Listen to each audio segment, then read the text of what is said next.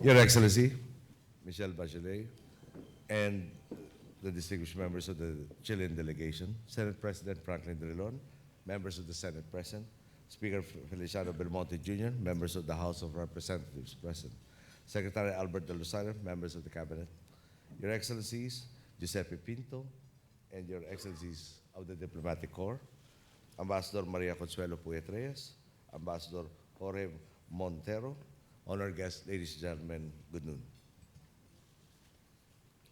Madam President, your visit today marks an important chapter in the deepening of our country's relations, one that has increasingly become close since the 1990s. The affection our people have had for each other stems from the dynamic interaction we have had for generations. In fact, I am told that there was a time in my country's history when our own 5 peso and 25 centavo coins were minted in Chile's Casa de Moneda. Beyond this bond of history, Chile and the Philippines share unique experiences, one of which is the fact that both our peoples struggled to reclaim the freedom of our nations and consequently found themselves among the ranks of newly restored democracies. In you, Madam President, I can say I find a kindred spirit. You yourself experienced what it was like to stand up to a dictatorship and thus demonstrated the solidarity and sacrifice required to build a vibrant democracy together with your people. As individuals who had to endure hardship and exile under our country's dictatorial regimes, you and I know full well the terror that tyranny brings. And by regaining our liberties, our function has been to make democracy inclusive for everyone. It is my belief that if we fail to do so, there might be that temptation for some quarters to return to some form of totalitarianism. Thus, in our own capacities as leaders of our peoples, we must continue to exert every effort to live out the beliefs that our countrymen are worth fighting for, and that remembering the sacrifice of the past gives us a firm foundation for a prosperous, inclusive future that will never allow tyranny to return. Just as Chile reclaimed its democracy, so too have you and your people demonstrated resilience and courage in the face of calamities. Indeed, you have won the admiration of Filipinos and of the rest of the world. And in behalf of my people, I say, siempre estaremos ahí para nuestros hermanos chilenos. As our nations now prepare to celebrate the 70th anniversary of our warm and meaningful diplomatic relationship, which will take place next year, I am reminded that while we may be separated by the vast Pacific, our vision for our peoples will never be foreign to each other: a dignified life for our countrymen, the preservation of freedom, and the realization of a more inclusive world, one where no one is left behind. Indeed, our shared background, together with our shared problems, pushes us to look for shared solutions towards achieving our shared aspirations. On this note, may I invite everyone to a toast to the continued success and good health of our Excellency President Michelle Bachelet, to the shared prosperity and deeper friendship between Filipinos and Chilenos, and to the fulfillment of our dream of a more inclusive and better world. Cheers, madam. Cheers. Cheers.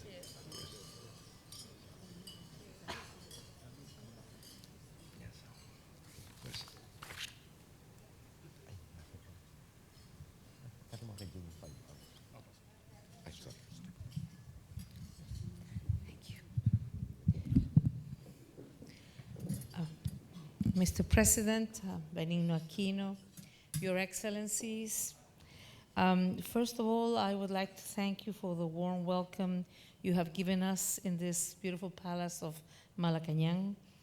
This visit is of great importance for both our countries, since next year we will celebrate the 70th anniversary of the establishment of diplomatic relations between Chile and the Philippines. Our diplomatic ties with the Philippines are the oldest Chile has with the country in Southeast Asia. Even though in 1946, the world has not yet recovered from the enormous impact of World War II, especially from the deep effects it had in so many Asian countries, our countries had the vision to explore the opposing rims of the Pacific and work together in a spirit of cooperation.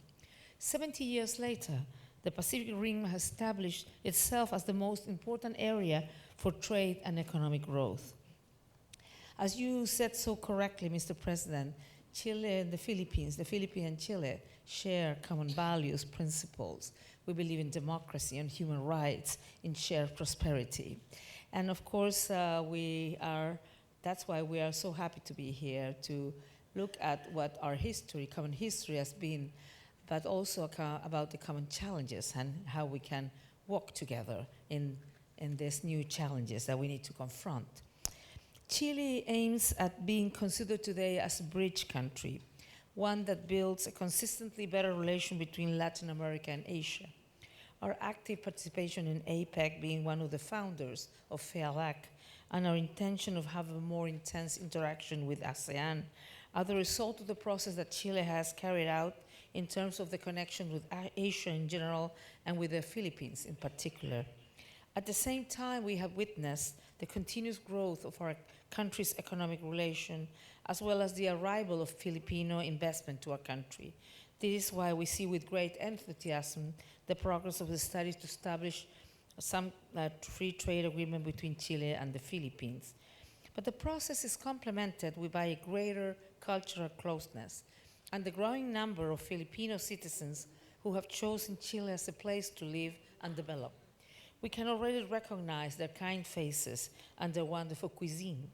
Rest assured, dear Filipino friends, that Chile, as its tradition and its calling, will always be a welcoming country. This visit and our participation in the APEC summit afterwards will allow us to explore not only the possibilities of a closer and more fruitful economic relation, but also common approaches to public policy. Both Chile and the Philippines have aimed at more inclusive economic development, and this presents the possibility of enriching our bilateral relation through the exchange of better practices of cooperation and political dialogue in this area. We also have experiences to share that come from situations that unite us, such as belonging to the Ring of Fire of the Pacific. This is why cooperation in disaster prevention, management, and risk reduction is a very important and central part of the visit. Dear President Aquino, our great poet and Nobel Prize, Pablo Neruda, wrote once about the ocean that turns us into brothers at a distance. And I will say it in English first, and then I'm going to paraphrase, first in Spanish, and then paraphrase in English, because to translate a poet is not an easy thing, you know. He said, el océano Pacífico se salía del mapa. No había dónde ponerlo. Era tan grande, desordenado y azul que no cabía en ninguna parte.